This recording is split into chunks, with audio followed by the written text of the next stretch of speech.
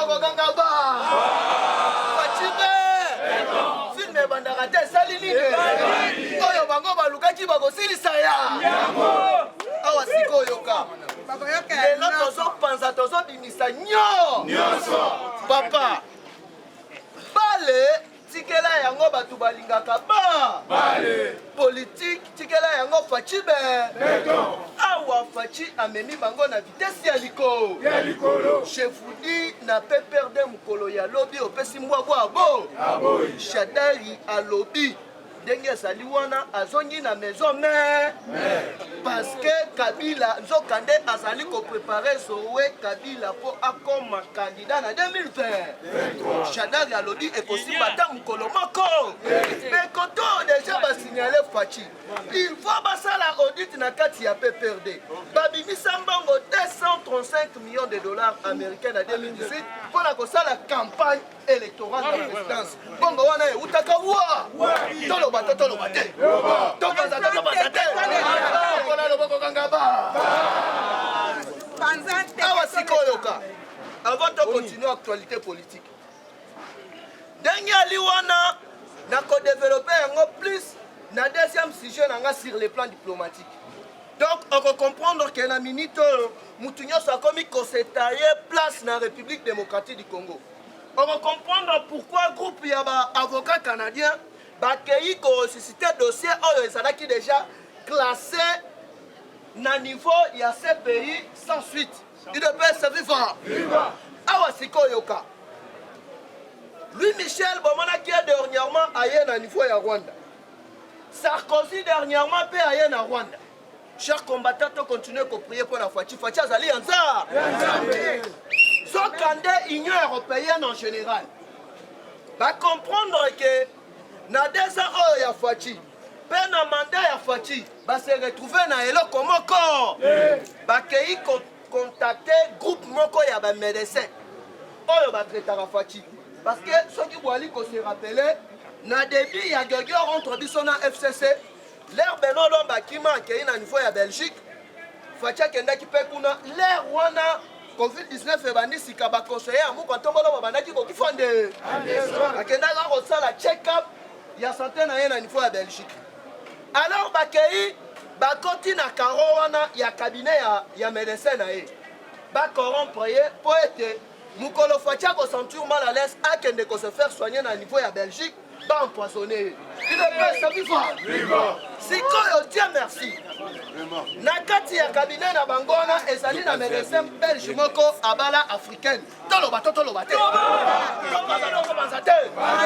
awa nazali koyebisa yo moto akosa yo te makambo ya vaccin na Congo toyebi yango yo docteur Muyembe soki bolie mbongo mitali bino mo biso makambo ya vaccin tokotikala kolinga yango bomoni plusieurs chef d'état africain bazali kokosa o bazali kopesa bango vaccin zokande lukuta munene ezali na ba artiste congolais oyo bapesi bango déjà bambongo bapesa bango ba vaccin mpona koinfluencer peuple congolais donc mpona koinfluencer ba congolais alors carte na bango bazalaki na deux phases oyo balingaki basala ya liboso lera kokende check-up na niveau ya Belgique baachevé parce que réseau ya bamédecin mafia wana bazalaka mingi na Belgique soki bomoni dernièrement Ahmed Bakayoko babomi ye eza kaka réseau ya bato wana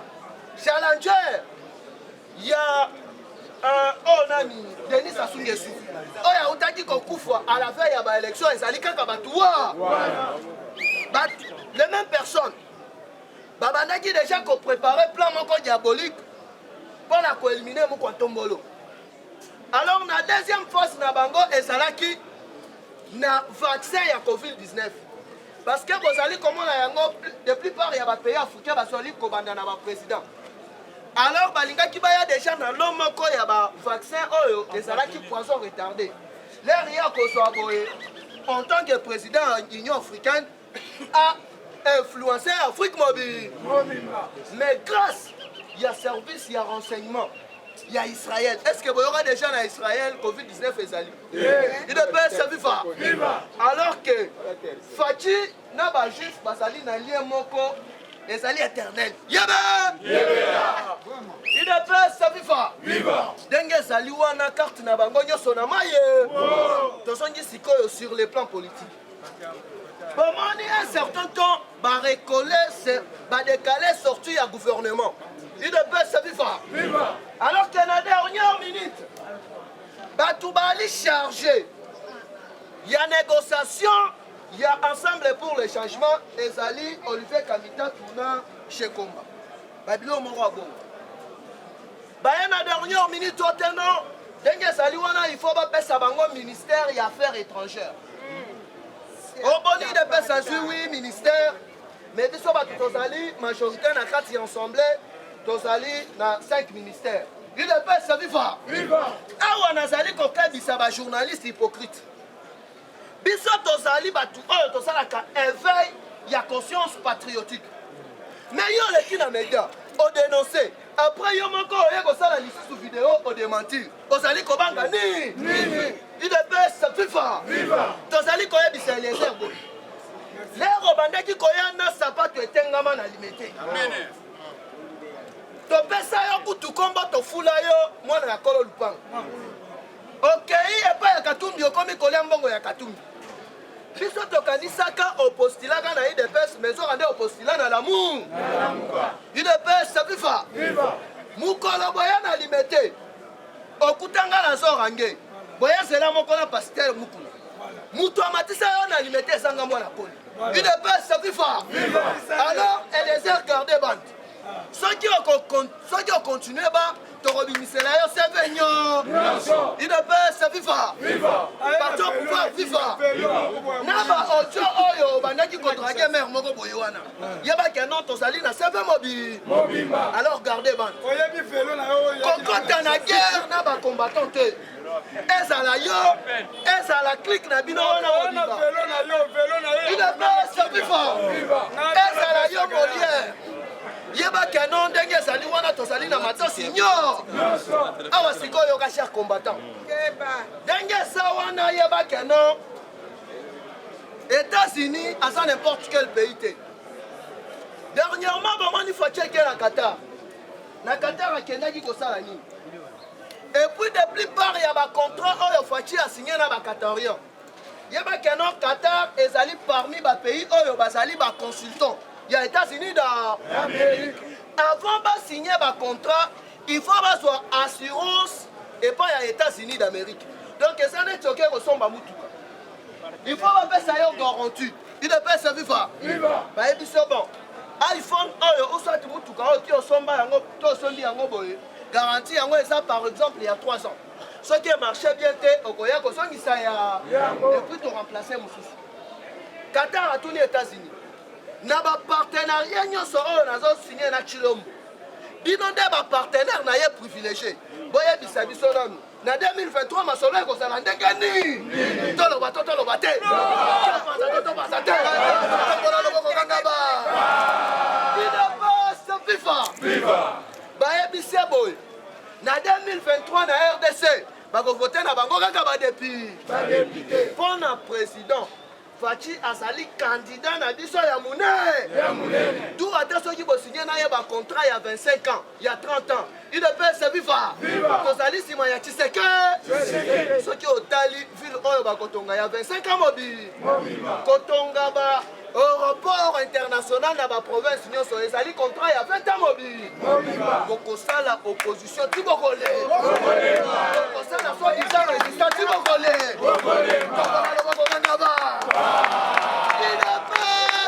Viva! Fatili manda katipe. Mwana ya koya saliko. Ne boni batu ayo. Kabila boma. Alobi basali bakuluna. Meme batu wana fachi asu bango apesi bango misa. Okotala ba video ezali kotambola. Bakuluna basali kobondela pona fachi balobi nzambe abakisela fachi bambula ebe. Parce que ayo kolisi bango musa. UDPS viva. Voilà ce qu'on a différence. Il y a moins d'ambaka na mupa. Awa sikoyoka. Wali komona ensemble pour le changement basali pressé basali koluka élection. Awa sikoyoka na Congo tambala moko na diplomatie place na kochitele. na niveau ya Europe, na niveau ya États-Unis, politique ezali monde d'intérêt. Alors na minute oyo Belgique va comprendre que non, il faut bakende na négociation. Parce que France na Belgique, bango ba piyara plus mafia. Po bango ba vivre. Il ne peut se vivre. Sikoyo na kati ya ba bête noire na niveau ya diplomatie, toali na ba tête de série. Donc ba maillot fort na ba maillot faible. Ndenge ezalaka na tirage au sort ya ba Coupe du monde na ba Ligue des Champions. Na maillot fort donc na ba chapeau na tête de série na groupe ya liboso toza na États-Unis d'Amérique. Tozali na Canada, na Grande-Bretagne, na Allemagne, il ne peut se vivre. Na suka na yango Chine. De l'autre côté, il ne peut se vivre. Tozali na France, Belgique, Russie, Serbie, il ne peut se vivre. Na Biélorussie. Alors qu'est-ce qu'il faut faire? Il faut qu'on négocie pour protéger les intérêts. Ceux qui ont Kabila sali de mandant, il y a des gens qui ont des intérêts. Il ne peut se vivre. Ils sont là, Tobima dans cela. Bakanganga Koutou à l'époque, en 2011, na Keïté d'après na Keboloko. Il ne peut se vivre. Alors les dollars, yo, comme ils connaissent les médias, parce que au Liambongo ya Katumbi, l'air bisoto zali ko bunda wana Katumbi na politique kana. Est-ce qu'à l'époque, il y a un Korangé dans le Ozali wana, président Chila Sali Korangé, président Jacob Sali Korangé. Dieu merci, Mouloumba Sali Korangé n'a limité. Il ne peut se vivre. Oyoki Kenon, l'obbi va vomir aussi, mais Natongo Yel, il sous Nazandu Kora. À l'époque, il y a Sala qui voit. Les lots, comme il y a un parlement de Bouya la Mouka, Sali Foulou Namutuna. Il ne peut se vivre. Méchant, méchant. Batouana bisona bango tozali na bango lisu likolo ya li. Parce que bitumba oyo biso tobunda. Pouvoir oyo tozali na yango ezali mérite. Ezali cadeau te. Ah siko boyoka. On va comprendre siko le pourquoi. Canada a commis plus siko focalisé. Dans la République démocratique du Congo. Il fallait à la Congolais authentique. Bon, était combattant. Oui. Yango na lobake te combattant. Bisika Bozali. Bozali na droit ya ko identifier tous les ministres. Tata na yona, maman na yona, koko na yona, et pas ya bino ou ezali wa. Même na mama so botanga na bango. Tobo iba nzete ambila na République démocratique du Congo. Tobo iba étranger. Soit disant ba na emoko azali député na Zambie azokosa biso aza congolais azwa nationalité wa yaya tolobaki cette fois-ci ba oyo nyoso baye Congo na kimukolo bisika bazali baye combattant d'élite yango tokoyebisa yo bisika ozali combattant zala na baner solide toali na droit ya kosoutenir muku Ntombolo parce que nazoyebisa yo na première actualité soko ozoyeba te yeba déjà oyo tobengaka câbleur na fils na oyo tobenga pilon oyo tobengi ya inga ekomaki lobi na ville ya Kinshasa oyo ekoalimenter oyo tobengi na kati ya ville ya Kinshasa mpo kurekendaka te boye te tolobaki baaction nyonso amuku Ntombolo tozoloba yango bauti koyebisa bino aux yeux de tout le monde merci na bacongolais papa bacongolais bacomprendre ete il fallait batelema badéfendre mpo na mboka na bango Congolais batelemi na moment oyo pona ko défendre oyo tobengi mboka na bango par rapport ya nini combattant Zoukande bolanda ki lobi na SR Kisangani nazoye biso Manyema lobi batelemelaki bandeko na biso ya MONUSCO baye ko comprendre ete apa ko benga na bato ya PAM bandeko oyo ya MONUSCO bango mutu bazoko armé banguna na biso bazokosa na biso ete baye kotia kimia na République démocratique du Congo se na se bazozwa manduki kokenda kopesa barebele kozwa bateni kokende kopesa barebele yaya nazoyebisa yo cette fois-ci peuple congolais nyonso oyo azali na est oyo azali na l'ouest tokomi lisu likolo ya nini tolobaki ete soki omoni tokisala nini combattant d'élite yango tokoyebisa yo bisika ozali gardien du temple moto akosécurize mboka oyo ezali yo yango combattant awa olandi même basénateur toyebi bien basénateur bauti kofinanse mbongo senase mpo ne fiske bayeba kobebisa confiance ya papa Gilles alingi ete devant Mukwantombolo parce que bacomprendre ete Gilles alingi ete na rapport na ye apesaka na Mukwantombolo alobi ete soki tolobi tokokanga bato ebele mais il fallait tokende nango malembe combattant leki nazoyebisa yo awa basénateur bazobanga toyebisaki bango mpe lisusu soki botie tembe boluka moye bobengisa papa Gilles alingi ete okocomprendre ete papa Gilles alingi ete na nsima na ye azali na Mukwantombolo yango bakendaki le plus loin bakotisa lettre oyo amonaki ete motema pasi ezalaki ndeko na biso José Makila il ne peut se vivre kombatazongisa vivre avec vivacité il ne peut se vivre fatube combattant yango na koyebisa yo ete na moment oyo papa Gilles alingi ete akotravaille na esprit ya Mukishi akolingi ete akangela biso bamiyibi nyonso parce que bolandaki na minute oyo eloko nga nasepelaki lobi te na foti lobi na assemblée provinciale yaya bizaleli oyo barepetaki na semaine wana na lere bafotaka oyo tobengi Chantini Ngobila nde makambo oyo euti kotambola papa toyebisaki bino mbongo etamboli yango nayebi bien so na bino adévoile bato wana ekoma oyo lelo bakonvoke nga na parti mais nayebisi bino botala nsima bozonga bato lelo nazoyebisa yo baélecteur ya Mukwantombolo oyo bazalaki na marché central bazolela papa nazoyebisa yo bolandaki vice oyo tobengi ya Chantini Ngobila azalaki clairement na baparole na ye lelo mbungu alobi ete budget oyo tobengi ya Kini Bopeto ezali te alobi budget oyo tobengi ya mbongo oyo même eute kokota même ya bataxe oyo bazosenga même bachauffeur mbongo wana ezali te ezali luvuni alobi ne fiske il ne peut se vivre il ne peut se vivre tokobango tokobangisa kombata zongisa siloga tokobango tokobangisa lube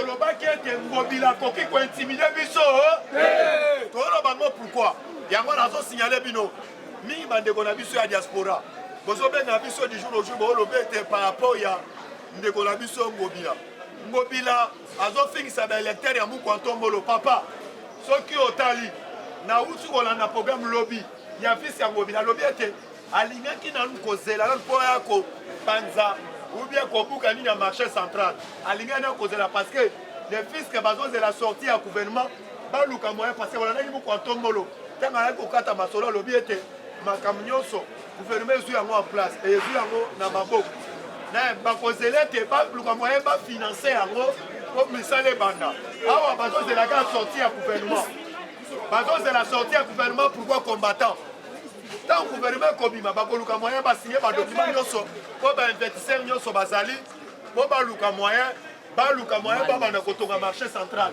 mais na sese awa Ngobila précipitaki bouti kolanda alobi dans 12 mois baluka moyen batonga marché central mais bato oyo otiki bango ne fiske bazala na bacoin yaya Chantini Ngobila lelo ako aprendre biso eloko moko te tocomprendre azalaki pion parce que baélecteur ya Mukwantombolo baluka moyen ya kodimine yango lelo arépondre biso alobi ete dans 12 mois batonga zandu yaya nga nazoyebisa yo bokende na zandu tracteur moko oyo ebandaki kobuka euti kokufa boni lelo olobi na 12 mois tala mosala ezali na babeto bauti kobuka wana il fallait baévacue yango ezali par rapport ya nini nyonso wana balukaki koprécipite kobimisa bato avant abuka bamezo ya sa nanu mosala ebanda soki otali quand même biso oyo tobengi bakombata nakoki kovanda nango na motema te il fallait na dénoncer yango il ne peut se vivre nazotelemela bato ya enseignement oyo ya njili iti njili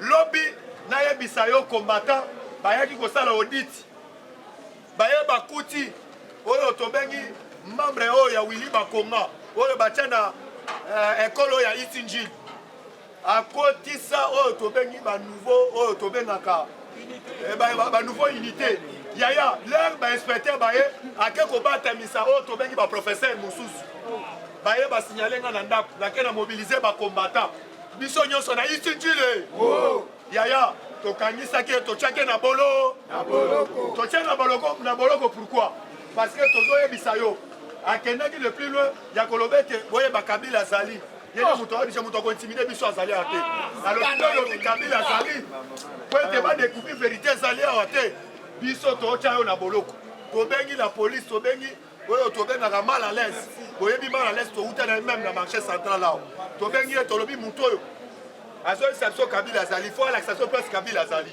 il ne peut se vivre tokobangisa yaya yango eloko wana tozolobango par rapport wani combattant ozali lisu ya faci nazoyebisa yo même bandeko ensemble oyo bazofinga biso butu na moi bazali na leso comprendre biso idps te boye te combattant bato ensemble toyebi bien Moïse azali étranger cette fois-ci combattant merci bolandi cordo ye moko auti koloba toyebi tous les cabales bino baorganisé moto akoki kointimide biso même na telefone te moto akoki kointimide biso te bokomi koluka même na bapoison botindaka biso yango topesi bino mise en garde yaya tolobi boye tous les membres ensemble topesi bino mise en garde tokolakisa biso ete biso tolelisa Mobutu comprenez mon émotion biso mpe tolelisa oyo tobengi Kabila Machombe abenga Tshisekedi je viens démon à condition yanga na yo détermination sur le terrain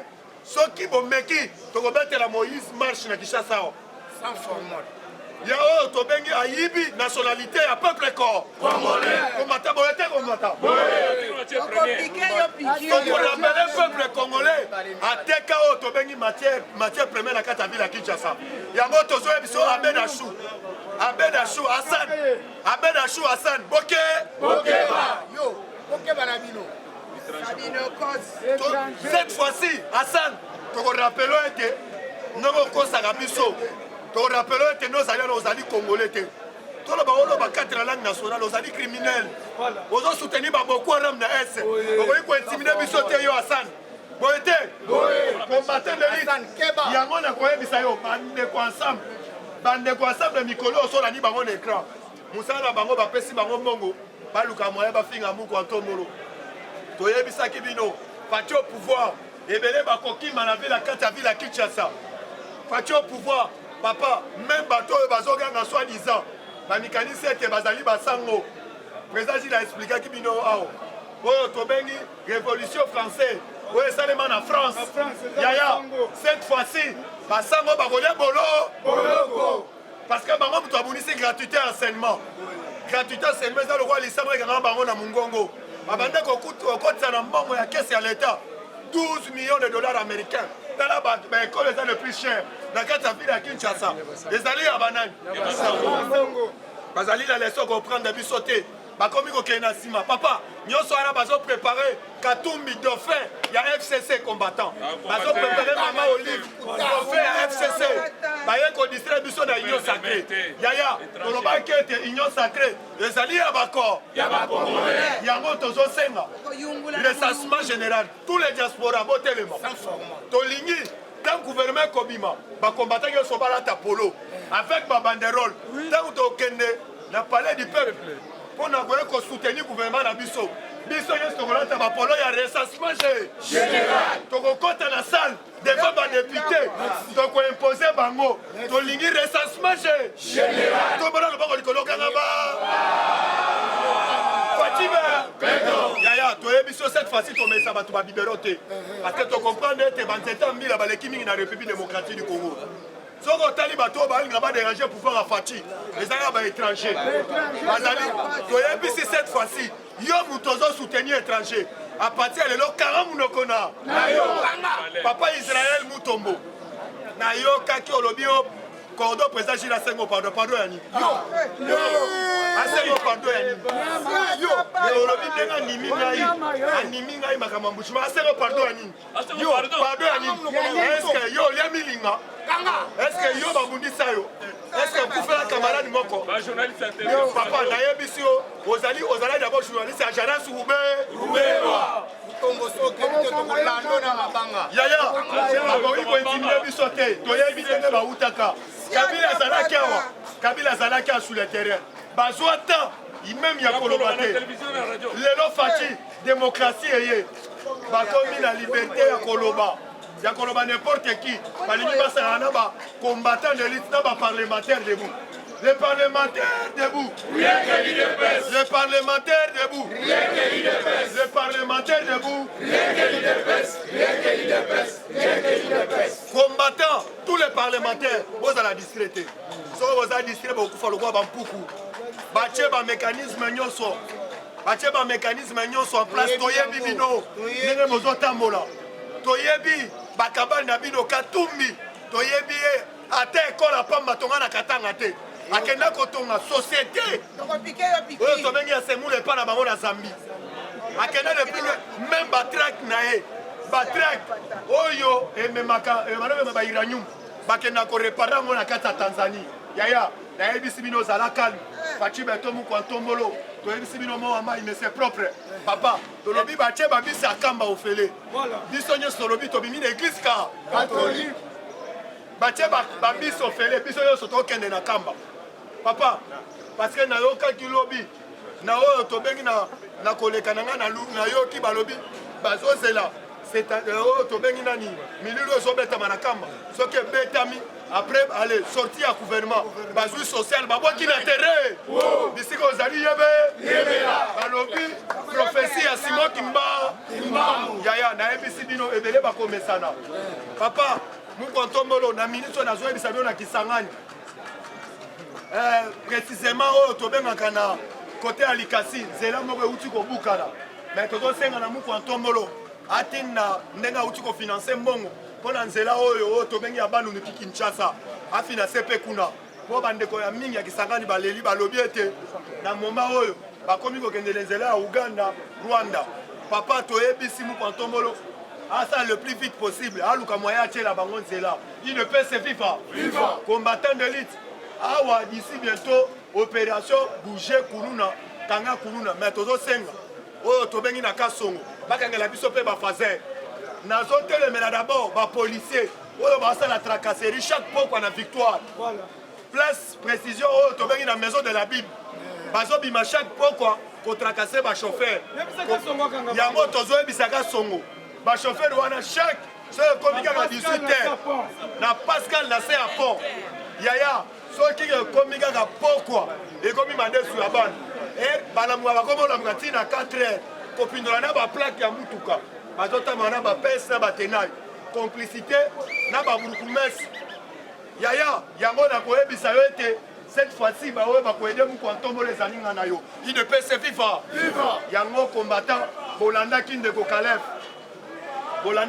Kalef Moutom asengi ete ne fils que procès na ye ezala na oyo tobengi télévisé alobi par rapport ani azali na bavérité ebele ya koloba parce que acomprendre ete oyo tobengi Hippolyte Kazembere Kanambe papa nayebisa bino Kabila azali soso ya bonane ezalaki elembe mobali moko oyo tozobenga aigle oyo tozobenga mopepe ya sika oyo tozobenga le président le plus géant du monde esengelaki ete adeboulonne oyo tobengi Kabila silencièrement parce que lere tozoloba bolandaki même conseil de sécurité awuti kofélicité mukwantombolo mowa mai mowa mai oyo tozobenga mikolo nsubu wa bilumbu mikolo oyo papa ine pese fifa yaya nazoyebisa yo mikolo oyo mowa mai mais c'est propre faci beton nsubu wa bilu papa balobi epa na bango nde balingaka maka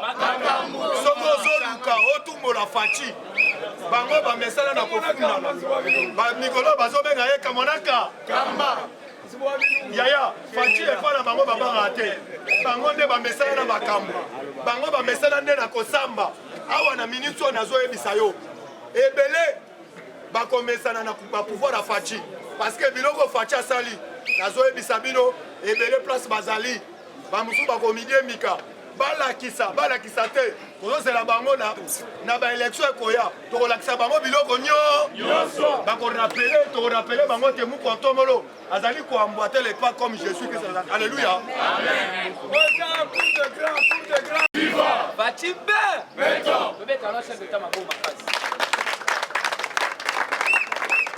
lelo de dénoncer les sous-sous. Pourquoi? Parce que comme il faut comprendre qu'il y a des journalistes sous-traitants, des journalistes clochards, un cabal, il y a des journalistes qui accompagnent la politique quand Kabila est au pouvoir.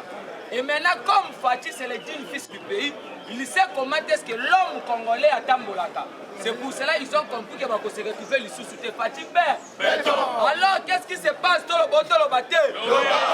Moïse Katumbi a financé quelques journalistes pour éternuer l'image du président de la République. Et puis l'image de l'Ignassa. En commençant par Peter Tiani, Péro Louara, Élisée Odia, et puis Stani Boujakira. L'IDP c'est viva. Répétez, papa. Alors, je le répète encore pour la énième fois. En commençant par Péro Louara.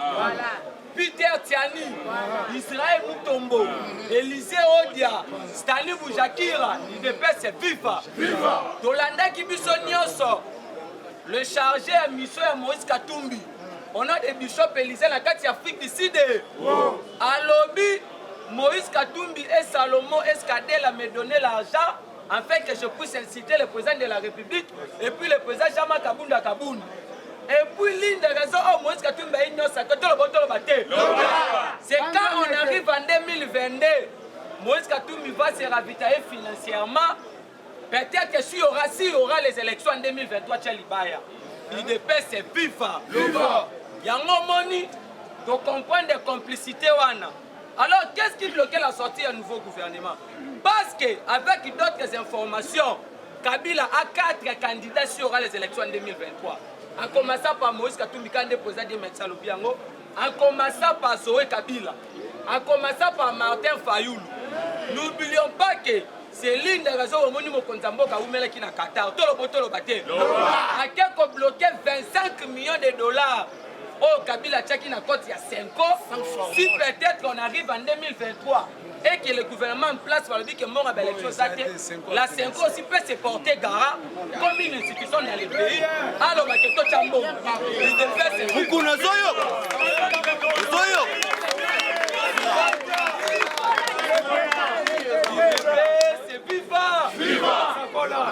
Makambo Tolobara a président chez les témoins. Nous avons la chaîne Moussoussouté. C'est pour cela que vous voyez le président de la République, Aébissa qui notre secrétaire général Kabou Yalobi, Yébissa va parlementaire de vous, va multiplier le parlement de vous. C'est l'une des raisons parce que quelques fortunes de Joseph Kabila sont en Asie occidentale. Kabila a proposé à 5 ans parce que quand Kabila quittait ici dans le Lubumbashi, Binomoko monaka mbongo pas Kabila na Kashamata. Avant Kashamata mbongo azalaka na Kingakata, avant Kabila qui est de Lubumbashi. Il y a même des photos. Qu'est-ce qui s'est passé? Kabila dit à mbongo que non, bosala rande bosala qui na régime na ngai. Bo intoxiquer population en fait que na ba élection. C'est l'une des raisons vous avez vu mbongo se retrouver qui na Kashamata. Mbongo ebisa lobby avec d'autres informations. Parce qu'on a connu les tout premiers vagues à Covid-19. Peut-être qu'il n'y aura pas l'argent. Kabila dit, moi je suis prêt pour vous financer en 2023. Tant que Kabila qui est eu, na Kati à Dubaï, c'est là où Kabila qui a 25 millions de dollars. C'est pour cela que vous avez vu, tant que vous faites ça na Qatar, Kika Yabil Karoud, le conseiller diplomatique à Kabila, a lobby que non, tu sais que d'être allé soutenir le terrorisme qui se fait au monde. Alors, bango bazala ki okuwa ya makambo bande koleka na mboka. Et maintenant, en Mbongo, parce que le loba ONG international, balobi boye, depuis que Mbongo à la tête de l'église catholique, il manifeste la haine vis-à-vis du président de la République. Parce que c'est Mbongo qui nous a amené le régionalisme, le tribalisme et puis la haine. N'oublions pas que Mbongo a passé toute sa vie par Bemba Sao. Il pense maintenant que Bemba Sao a la pour. Alors, ma proposition à Noël Tchani a boué.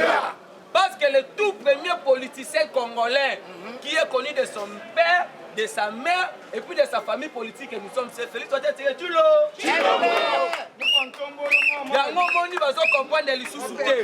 Le président de la République vient de limoger l'ambassadeur ya ONU qui a bloqué qui soutient à RDC la carte des Nations Unies. Qui a soutenir le Rwanda. Le président de la République a aussi limogé. Yango moni bango bazo comporter bazo komitu na ba question. Parce que na kati ya mboka Kabila fait 18 ans au pouvoir. Kabila incapable aujourd'hui, biso tozo ko hériter mais je suis Joseph Kabila à la tête du pays. Fatia fait que 2 ans. Mais notre élection a fait le retour de la RDC sur la scène internationale. Le long na ba conseil à Nations Unies to bande ko légaliser. Na novembre awa toko participer à G20. Les 20 pays les plus développés au monde. Hier, le président de la République a joué médiation pour la Macambia fleuve vinyle entre l'Égypte et le Soudan. Et maintenant, n'oublions pas que... Oui, merci beaucoup, président Gilles. N'oublions pas que Kabila comme étant un Rwandais, parce que c'est pour la première fois au monde. Au moins, la thème passe à Mabota Mamamboko différent. Moi, on a Manono, moi, on a un Rwanda.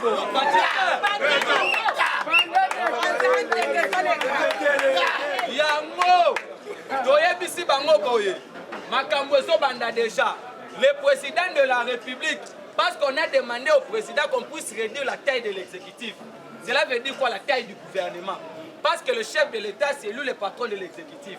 Le gouvernement, c'est le pouvoir discrétionnaire du président de la République. Le gouvernement, ce n'est pas le vote au Sénat et au Parlement. Et alors, qu'est-ce qui se passe? C'est viva. Qu'est-ce qui se passe? Le président de la République, il fait aussi 8 ministères. Dans le monde, nous avons le ministère de l'Intérieur. Nous avons l'affaire étrangère. Nous avons la défense. Nous avons les mines. Nous avons la... Il est bête dans ma bombe.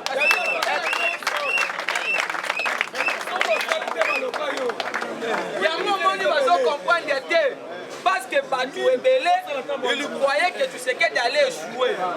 Le président Félix, c'est le tout premier président où il a suivi c'est ça. Alors, nous avons aujourd'hui la grâce d'avoir Félix à la tête du pays parce que c'est le tout premier président qui incarne les valeurs chrétiennes. Président Oyazomboka Tamana Maboko Yanza, tous les campagnes na maye. Moïse Katumbi, Martin Foy va se soutenir à Kabila. Parce que la constitution de la République reconnaît l'opposition républicaine. Mais ici, Martin Foy est en train de dire que non, il est un résistant. Alors dans la constitution, il n'y a pas le nom à résistance. Qu'est-ce qui se passe? Martin Foy a déjà compris que non, il n'a pas la popularité. N'oublions pas qu'en 2011, quand Kabila a dérobé sa victoire, Martin Foy, quand il est parti à Fang, on va créer dynamique du président de la République. C'était pour profiter de la popularité à Sphinx. Aujourd'hui, si Martin Foy est connu dans ces pays, c'est grâce à l'IDPS. Et maintenant, tous ces gens-là qui ont détruit ces pays, à commencer pour Mouzitou. Mouzitou a signé un décret de loi. Parce qu'un premier ministre, lui, sur le collège Ali, un premier ministre agit par un décret de loi. À l'époque, Mouzitou a signé un décret de loi pour interdire l'IGF. En fait, qu'on puisse acquitter les régies financières. C'est aujourd'hui, vous voyez, l'IGF, c'est l'homme à battre pour les gens du FCC. IDPS, c'est viva. Viva! Il y a un moment où il va comprendre que le président de la République a compris déjà parce que nous avons tous les lunettes du pouvoir. On contrôle les institutions nationales et provinciales. C'est dans ces mêmes pays où Mokonzamboka va faire tous les noms. Marionnette, Pantin, président protocolaire, c'est Martin Foy qui dirige. Aujourd'hui, il n'y a pas les cas. Parce que tu sais qu'il y a fait ce qu'on appelle la politique à l'école. À pouvoir à lobby, Kabila, c'est mon partenaire. S'il y aura des questions pour aller lui poser, je n'hésiterai pas. Mais de l'autre côté politique, à Maka, Fatia Lobby, moi je ne suis pas venu pour finir le passé. Ce qui me concerne, c'est le résultat du peuple corps. Mais il y aura des instances spécialisées pour les crimes qui s'est déroulés hier. Alors, comme Kabila ne maîtrisait pas la politique, est-ce que papa Fatia va aller au Fumbwa? Le tout premier politicien en Bokoza était très de Moulou. Dans il va comprendre que parce qu'en 2023, qu'il plaît ou qu'il neige, l'élection Gozala, nous avons demandé au chef de l'État la priorité, c'est le social avec le peuple corps et le recensement. Parce qu'on doit connaître le papa de Martin Foy. Aujourd'hui, il y a des journalistes sous-traités qui vous disent que non, Moïse Katumbi doit gagner les élections en 2023. Mais l'enfant de Moïse Katumbi, champion Katumbi, député en Zambie. Moïse Katumbi a double nationalité. Quand vous dites que le pays a été invité au sommet de l'État, le recensement doit nous permettre de savoir savoir qui est qui. Kabila nous a laissé des fictifs, en commençant par l'armée, la police, le DGM, l'ANER, tous les services de sécurité. Et maintenant, Fachi avec la bonne foi, parce que les gens sont traités par le dossier de règlement des comptes. Mais, dossier à moi, il y a Bochab, il y a Boma Moutouna Boulevard, dossier à Messa l'été, Lobby Kagi, l'occasion soit Boma Rossi, na Boloko, bête en état de droit, ma Boma. Je pourrais mettre.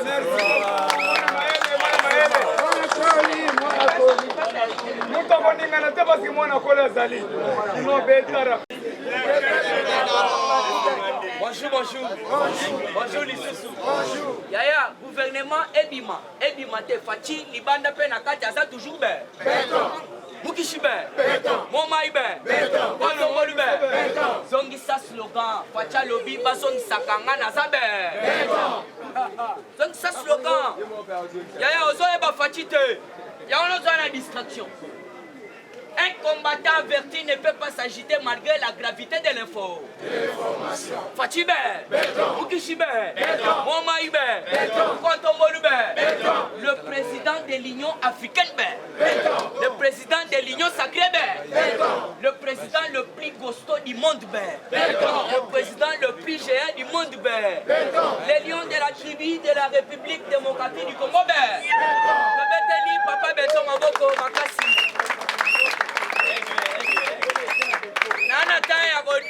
Nana taya kolekisate puisque le président baza ebe. Mais to kolega na essentiel. Osoze la gouvernement. Mais yeba beton aye na makambu ya sika.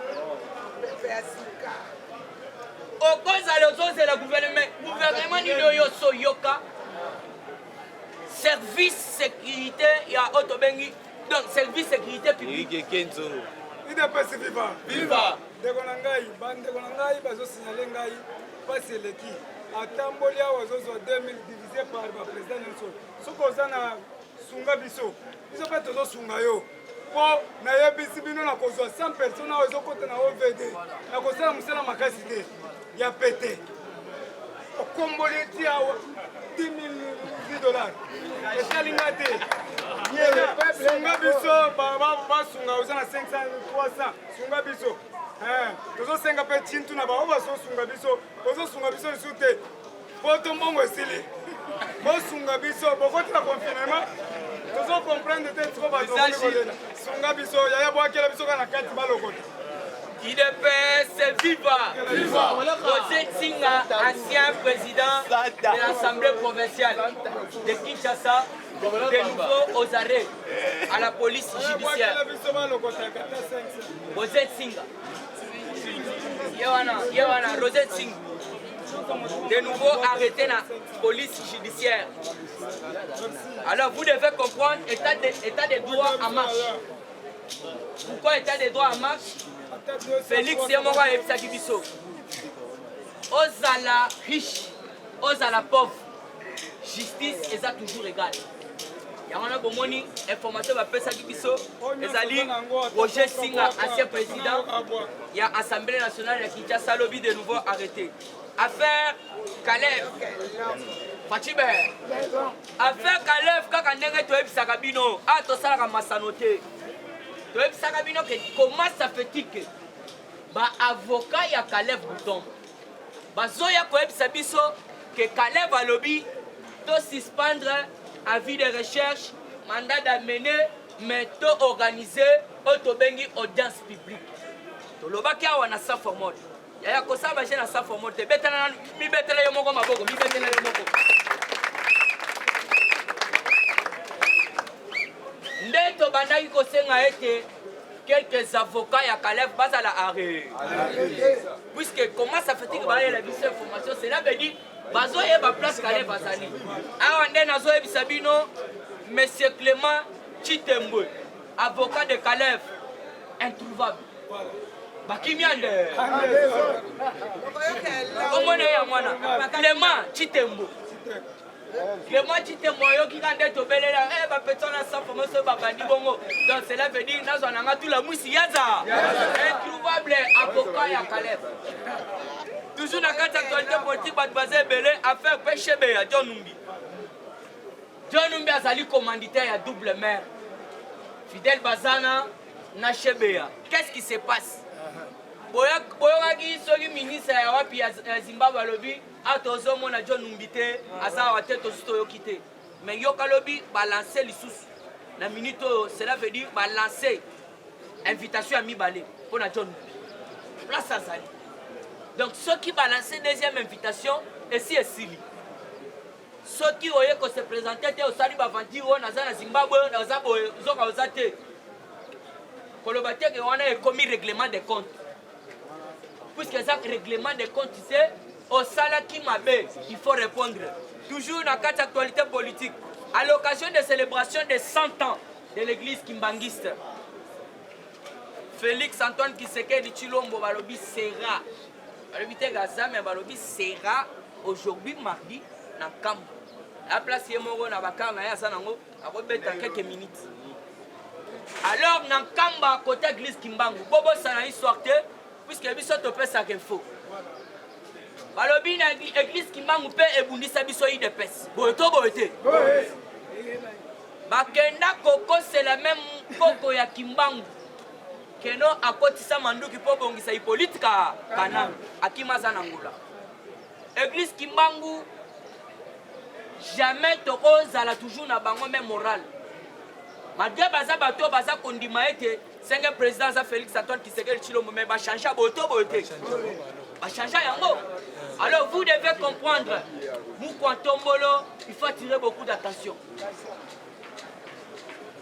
Il faut attirer beaucoup d'attention pourquoi tozo le baboye. Nankamba place azo kendelelo, il faut boyoka onyo soto ekoleka kuna. Puisque tolobi église Kimbangu ba inviter yelelo 100 ans. Alors tozolo ba contre église Kimbangu te, tozolo ba o makambu et salama na mboko boto bote. Tolo ba o tolo bate. Nani ayebite église Kimbangu. Mais oui, et va changer. La continue actualité politique Peter Tchani puisque nazo chité na information moko très capitale. Après nanu oyo ya auto bengi dessous des cartes, auto kobeta. Mais yoka ba Peter Tchani, ba Eliezer Mutombo, ba auto bengi ba nani oyo bandeko na bino ba sala ba mission baza ba journaliste pour Kabila jour à venir bokoyoka to banda lo ba ko banda ko contester mabe ya Félix Peter Tchani abangi yango là to ko répondre tozo répondre Peter Tchani tolo ba te Peter Tchani azoloba oh Félix Antoine Tshisekedi depuis son accession et là mon côté ezo salama tout ne marche pas mais to ko yebisa Peter Tchani boy osa mutu église mutu ya auto bengi Moïse Katoumi boto boté. Mais c'est par la bonne volonté. Il y a Félix Antoine Tshisekedi Tshilombo. Il a supprimé Otobengi ba exilé politique. Nde mokonzi oyo liembongo na ye azongi na mbongo boto boté. Mais ni tete sa bonne volonté, olingo liembongo ya nani po ganga. Azole bo Félix banda ye eloko moko te salamate. Ye wane fo ba yebisa bino. Ba journaliste wana ba liembongo Moïse. Nakolo bato te président sia panzi bango président ngili pe lobi apanzaki bango boyokaki tokoyebisa bango bafanda nia ebele bazalaki bato bandule abanda kosala bémission bandule abanda kosala émission ya batéâtre mais vu que mukontombola na politique c'est pourquoi batiki batéâtre batiki bandule ale baye kosala politique tokokebisa bango nde nazo chité wana dessous de camp oyo mukontombola de jouer na Qatar beta nanu maboko makasi kona mukontombolo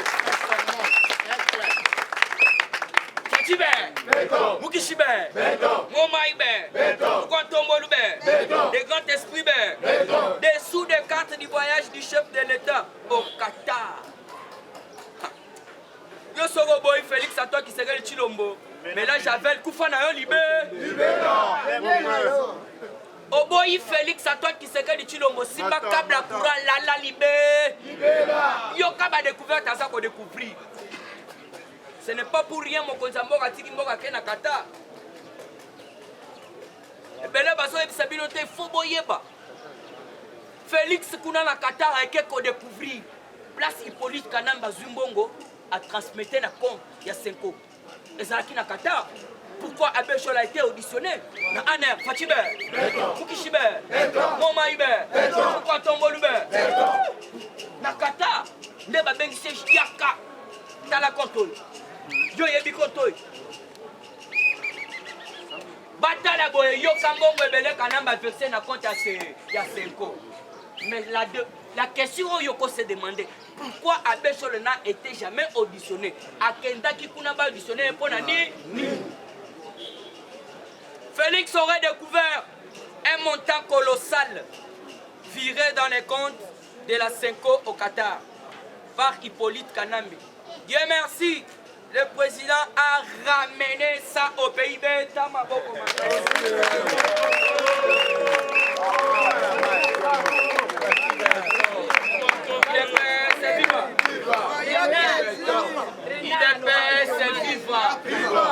Papa Yaya Koko, Tolobi Boy, Tobetela Mukishi, Papa Beto Maboko Makasi.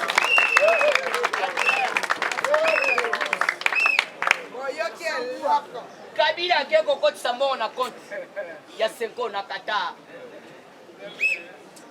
Mukishipe, Babetele Lisolo, Yaka. Dans la compte wana ya 5 ans. Kanambe, ancien président FDC, affilié yango na compte à 5 ans. Est-ce que vous avez bien? Fatibe, Mukishatali, mais bien nos informations qui ont été à Toulou, dans l'aéroport, a signé l'accord. Mais oui, c'est ça la diplomatie. Franck Doma et Sabino Ambo.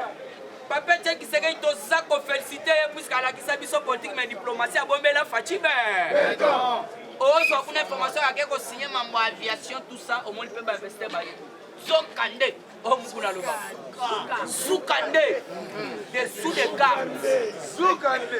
À quel qu'on découvre, quand il y a 5 ans. Il y a un sort de l'église catholique, le Rwanda. Cet argent, Yoka, le président Félix, Balobi, Dieu merci. Le président Félix Antoine Tshisekedi Tshilo a ramené au pays cet argent. Raison pour laquelle, vous remarquez.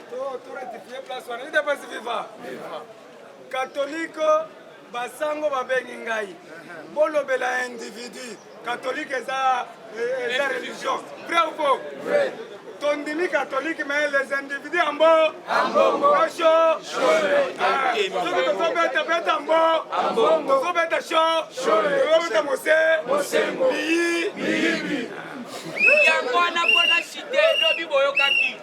L'information appelle ça Kibino.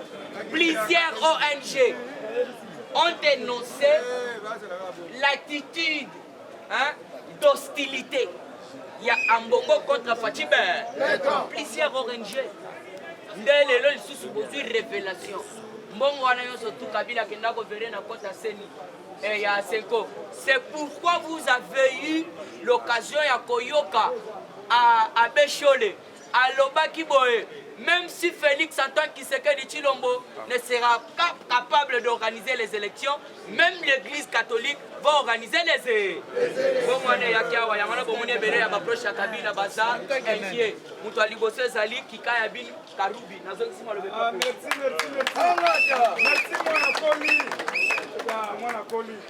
Yango Sikoyo Boyokaki, le premier ministre du Canada, mais c'est Justin Trudeau. Il est fait vivre. Alors, il faut se tailler place dans la République démocratique du Congo. Alors, groupe, il y a un avocat qui compte sa plainte. Na niveau, il y a ces pays. Pendant que ça, il y a Hippolyte Kanambi. Son candidat de ce qui est classé sans suite dans le tiroir, il y a ces pays. Tout le monde qui financé Madame Wana et Zali Hippolyte Kanambi. Les 25, le 25. Remise des places au Koyo Pasikoyo, Hippolyte Kanambi, Moukoua. Il est best vivant. Alors, Yango Bamoni, Yomutu Ayo Bimisa de fait. Mais Boni a commis qu'on quitte. Babi, Bazokuta na trop, na député, il y a pépère d'un côté de l'Union sacrée. Lumana, ce qui Lumana. Il est best vivant. L'air Bayoki Yango Banyongi. Balobi Topesa qui est mbongo ebele. Donc, comment on dit que ça les manakati FCC? Et ça n'a pas chatiningo bilana ne rombu. Donc, mbongo ya kin bopetwe bimi, gobilale ya moko a isolé les rombu. Léon Mouganyonga ata salini. Awa sikoyo eloko bango bakomi ko réclamer. Ezali 235 millions de dollars américains. Il y a campagne présidentielle il y a 2018. Sikoyo mbongo ebele wana basali yango wa. Yango bomoni plusieurs entreprises ya RDC. Et côté de déficit budgétaire maka. Kala trop te ije faso banda musala na yendenge esenge. Yango bomoni babandaki ko sala déjà ba campagne mabe contre ICHF. Il ne peut se vivre. Mutu akendaki ko négocier na parka ya Taché Gombe. Ezali oh tobengi Willy Bakonga.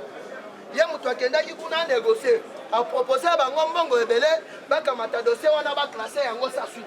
Il ne peut se vivre. Parce que kuna na Taché Gombe ba juge kamikaze na bango basali ebe. Mais ba alertaka te basali nini? Tala. Nazo yebisa bino keno leur gouvernement oyo ekobima. Qui salu meba. Parce que ba pays nyonso oyo basalaki ba ennemi ya RDC basali isolé sur le plan diplomatique. J'espère que ceux qui font zongi kamba, il faut faire un déplacement dans le pays moko en Afrique. Na kotanga Kombote. Kuna bakokende kokutana déjà dans 3 départements ya États-Unis d'Amérique. Pentagone, Africom, na FBI. Il ne peut se vivre. Dernièrement, bon, on a qui a ma caméra qui est kuna. Voire même préparer qui en tentant ba éliminer. Mais États-Unis attendent la pamba te. Service de renseignement na ye éliminer qui terrain mobile. Boule na bango ezala qui ba éliminer ye. Pour États-Unis à quand ta coopération militaire. Il ne peut se vivre. Tolo bate. To pensa te. Vivanda quand il faut ça libère. Lobby je vous dis pour la première fois. Famille à Jean-Pierre Mbemba va remercier chef de l'État officiellement. Na conflit bandaki ko prier bango na famille na ye. Mais lobby banzusi bakati en faveur. Na famille na ye balobi oyo eza héritage ya papa na bi. Boka bola bino nyonso ndenge senge. Parce que na testament bakomaki kama. Jean-Pierre a s'incliné à la décision du tribunal te asali nini. Vive l'état de. Sikoyo bino bandoki bozali kolukani. Liban Boutoumoi. Tous les politiciens congolais, ils ne peuvent se vivre. Bango bakomaki kaka Rossi Mukendi. Naba Madidi, une de la famille a Rossi. Mais dossier oyo bafinaka yango pendant plusieurs années. Le long na état de droit oyo facha yenango.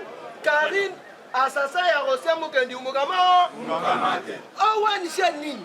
Structure nini ya droit de l'homme oyo baleki ne fiske na média pour la remercier chef de ce genre-là campagne na bango ezali ba nuire ba action ya malamu ya chef de l'État. Mais biso torotike la bango tenté. Biso na bango lisu likolo ya li. Yango mon vieux Roger le combattant à Paris continue ko beta Moïse Katumbi ande. Yango mukuna lobi boy. Ezali impossible. Maman avant il faut tout le monde basali ko. Combien? Les rakokenda kusumba kaleshi ya bana misa. Aye alambi eko banguti salini. Mais boni bosali kuluka élection. Tant que tout kina nous na recensement. Tinga sali wana pour tout kende recensement, il faut pour tout kende élection, il faut tout kende na nous recensement. Gaina binono. Après Mugonziaka. Viva. Hollande communique bien. Nasi appel Ibele. Ici il y a Libanda. Biso toza ONG Axe Congolais. Voilà. Biso bayebi awa. Biso bazali kende ko découvrir yango. Il devait vivre. To fongola matoi. Bon, na moni batu ba bengi ngai ti ba dimanche ti na 20h 21h heure nyonso to batu bazo benga en désordre. Mais nazo senga bino toza ONG Axe Congolais, toza des droits belges, na des droits congolais. Donc ONG internationale. Tozali awa depuis 7 ans travaillera na RDC, na Belgique. Na Congo, nous travaillons dans le quartier de Bazalemba, plateau de professeur, Senso, côté surtout tout banana nouana. Mais après, nous avons fait des quotas, parce que tu travailles dans la RDC. Alors, tu as une action ébélée. tozali na orphelinat toza na baorphelin toza recherche depuis très longtemps tozali na bafille mère baveuve oyo toencadraka depuis très longtemps toza na baactivité oyo topesa bango oyo bango basalaka depuis mpona kosoutenir na besoin ya bafamille na bango tosali totongi babiro ya bapolice totongi babiro ya baquartier tosali makambo ebele toza kokende nango na vision ya kosoutenir vision ya chef de l'état idps viva parce que soutien vision ya chef de l'état eozala soutenir kobele na baaction concrète idps viva na maloba te ntango bozobelela fati béton na 2023 baotuna fati béton asali bokolakisa nini bokolakisa béton te bokolakisa baaction concrète ya fati oyo fati asali idps viva alors yango wana kosoutenir fati okeba na bacombattant mingi tozaka kobenda fati na pantalon ntango bozobenda na pantalon olumbu na ye kosala nini ekomona alors tosala vraiment très attention alors yango wana na kopesa bino numéro ya téléphone ezali 084 70092 toza na cadre ya soutien ya baœuvre ya vision ya chef de l'état fati idps viva alors nalingai nabeta ctp na eloko mosusu parce que idps tosala attention na combat tosala attention na pouvoir tosala nini attention ntango tozobelela likambo awa ya koloba likambo ya kamba bato nyonso bakende na kamba bato nyonso basala boye ezali malamu mingi kokomemore 100 ans ya prophète na biso Simon Kimbangu idps viva kasi eloko na kobetela bino sete ezali ke tokosa na histoire te na komba bato bakufi mingi na komba bato bakoti mpe prison mingi tokosana te epuis tosaliro liboso tobeta tokwaka soi na bato bakufi te na bato bakombattre te tolandelaka histoire malamu kaka na kati wana eza na bato bakota prison eza na bato bakima juste mpona nini bakosela bango ke bazali komi baarme mpona kokombattre baarme na nkombo ya udps mpona kokombattre pouvoir oyo eleka udps viva alors tobekisi ete place wana parce que nazali ong international eza na badossier oyo torecevaka oyo toyebi makambo mingi alors ntango tozobelela tozokima tozosala makambo ebele toyeba eloko tozosala mpona kovexe bafamille oyo basouffra te bafamille oyo baperda bana na bango papa na bango bandeko na bango te mpona ntango mosusu tozali na komba idps viva nazala mingi ya kolobela bino te mais oyo nalobeli bino ya solo ezali ya malamu pardon ezali vraiment kaka likambo oyo etali ong na biso ong ezali kosala baaction concrète tolingi tolata bapolo recensement combattant nyonso aza na polo tosengi soutien ya eloko oyo paster gili aza ya biso faut tosoutenir à 100% alobi recensement d'abord vrai ou faux alors il faut tolata bapolo nango faut tolata bamaputa nango yango tosengi alita chamala bogis kopema sibempiana chikito musashino Brigitte Mwanzaka Beya Madel de Kanshinga Patrick Lola bato nyonso wana baroger luma bakomanda bulabula bango nyonso basangisa bambongo batinda tolata siko bapolo yango tosengi mukuna ya koyebisa bango IDPS viva! Viva! IDPS viva! Viva! IDPS viva! Viva! Viva! Viva! Bonjour à tous. Bonjour à tous. Bonjour. D'abord, Essengeli Bapandisango, quand même, basala na respect envers nous. Parce que c'est depuis Mobutu le Loyo, biso en tant que combattant IDPS, to bengana Mobutu na mboka oyo. Mais biso le sous to biso Fati na Genève, Fati retiré signature na yo. To même Fati inde na palais de la nation. Il fallait battre même mon point Samboka na mapeka. Il fallait quand même avoir du respect envers Batouana. Comment Binobouani, comme il faut finir par combattre IDPS viva. Nakachamboka Nabiso, il fallait pas comprendre une chose. Toi, ça n'a pas journaliste à Congo, toi, ça n'a pas journaliste à individu. oyo bazozwa mbongo chaque fin du mois mpona kolia na ndako na ye esengeli akomisa Moïse Katumbi mpo alwata esengeli Moïse Katumbi asumbela ye feste ya kolwata nde na yango tozoyebisa bajournaliste wana esengeli bazali respect envers bako parce que il fallait boyeba ke bacombattant nde basali mosala ebele na mboka oyo Kabila azalaki na armée la police en air bakushe nyonso mais biso bacombattant toyebisi Kabila telemaka ke nde biso bacombattant papa makambo tozosala awa eza makambo na pays mosusu tozoya awa toza véhicule nde ozomona bato mosusu bazoleka awa bazoseka biso bazomona biso bato pamba toza bato pamba te parce que mosala oyo tozosala eza pour l'intérêt nde tozosala awa bato mosusu bazocomprendre te nde ozomona un groupe d'individu bazoleka bazofinga biso bamonati biso bato pamba une peste vivant lelo eza centenaire o papa prophète Kimbangu alobaki parce que boyabake eza journée spéciale mpona mokonzi ya mboka parce que profession ya lobaki c'est le 5e président ne ya kotonga ko papa cérémonie ekoleka wana bakozwa buku oyo akomaki alobaki que c'est 5e président